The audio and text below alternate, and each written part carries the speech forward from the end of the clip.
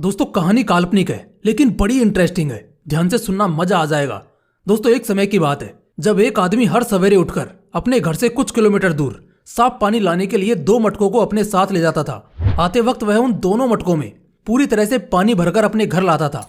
लेकिन यहाँ समस्या यह थी कि उस आदमी का एक मटका तो अच्छे कंडीशन में था, वहीं उसके दूसरे मटके में नीचे की तरफ से काफी छेद हुए पड़े थे, जिसके कारण उस मटके में जितना भी पानी आता था उसमें आधे से ज्यादा रास्ते में ही आते हुए गिर जाता।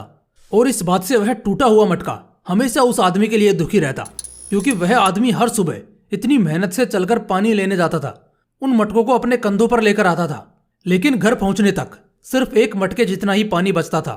ऐसे ही चिंता में वो टूटा हुआ मटका हमेशा पड़ा रहता था। ऐसे ही जब एक दिन वह आदमी सवेरे उठकर रोजाना की तरह पानी लेने गया, तभी घर से निकलते हुए उसकी नजर टूटे हुए मटके पर पड़ी। वह काफी दुखी लग रहा था। उसने उस मटके से उसके दुख का कारण पूछा। मटके ने हल्का सा निराश चेहरा बनाते हुए जवाब में कहा कि आप रोज इतनी मेहनत करते हैं, लेकिन मेरी खामी की वजह से आपको इतने सारे पानी का नुकसान होता है, जिसकी वजह से एक दिन भी आप आराम नहीं कर सकते और हर रोज अगले दिन पानी की कमी हो जाती है। मुझे इस बात का बहुत दुख है। इस बात को सुनकर उस आदमी ने कहा कि तुम्हें इस पर दुख नहीं करना चाहिए। आज तुम मेरे साथ वापस चलो और देखो कि तुम कितने उपयोगी हो। इस बात से टूटा हुआ मटका हैरान हो गया। उसे नहीं समझ आया कि वह किस चीज के लिए उपयोगी है, और वह फिर से पानी लेने चला गया। वो आदमी वापस रोजाना की तरह दोनों मटकों में पानी भरकर लाया, लेकिन इस बार भी उस टूटे हुए मटके में से काफी सारा पानी रास्ते में ही बह गया और बस थोड़ा सा कुछ गिलास पानी ही बचा। अब इस बात से वह टूटा हुआ मटका और दुखी हो गया और उसे खुद पर शर्म आने लगी। लेकिन उस आदमी ने उसे कहा कि शायद तुमने मेरी पूरी बात सुनी नहीं थी। मैंने तुम्हें यह देखने को कहा था कि तुम कितने उपयोगी हो, और तुमने रास्ते में कुछ भी गौर नहीं किया। मटके को यह बात समझ नहीं आई, जिस पर उस आदमी ने कहा कि तुमने गौर किया होगा कि कुछ समय से रास्ते पर बहुत अच्छे अच्छे और सुंदर फूल खिले रहते हैं। जिस पर उस मटके ने कहा रहते तो हैं। उस आदमी ने कहा कि इसका कारण तुम ही हो। वो फूल रास्ते के दूसरी तरफ नहीं होते हैं, लेकिन उस तरफ जरूर होते हैं जहां से मैं पानी भरकर लाता हूँ।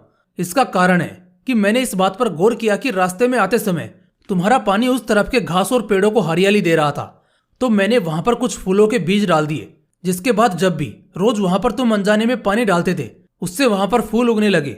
और आज यह तुम्हारी वजह से ही है कि वहां पर इतने सुंदर फूल आ गए। उन फूलों को देखकर तो दुखी से दुखी इंसान भी कुछ समय के लिए खुश हो जाता है। एक चिड़चिड़ा इंसान भी उन फूलों को देखकर शांत हो जाता है। आज कई लोगों की शांति और खुशी का कारण तुम्हारी ये रोज की अनजाने में की गई मेहनत ही है। भले ही तुम अपनी कमी को नुकसानदायक मानते हो, लेकिन अनजाने में ही तुमने अब ऐसा काम किया है जैसा लोग चाह कर भी नहीं करते। इसलिए तुम मेरे लिए उतना ही जरूरी हो जितना कि मेरा दूसरा मटका है। और इस बात से उस टूटे हुए मटके में फिर से आत्मविश्वास आ गया, और अब वो रोजाना खुशी खुशी में पानी भरने जाता और आते हुए उन सुंदर फूलों को देखते वक्त उन्हें पानी डालते हुए आगे बढ़ता।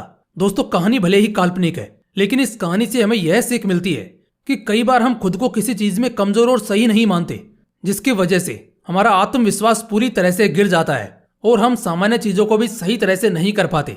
लेकिन हमें याद रखना चाहिए कि इस दुनिया में कोई भी परफेक्ट नहीं है, सब में कुछ ना कुछ खामी है। लेकिन कई बार हमारी खामियां दूसरों के लिए इतनी लाभदायक होती हैं जितना हम सोच भी नहीं सकते। कई बार किसी का भोलापन उसकी कमजोरी नहीं, उसकी ताकत होती है। इसलिए हमें अपनी कमियों पर रोने के बजाय उनसे क्या अच्छा हो सकता है और उन्हें कैसे सुधारा जा सकता है, इस पर गौर करना चाहिए। जय हिंद, वंदे मातरम।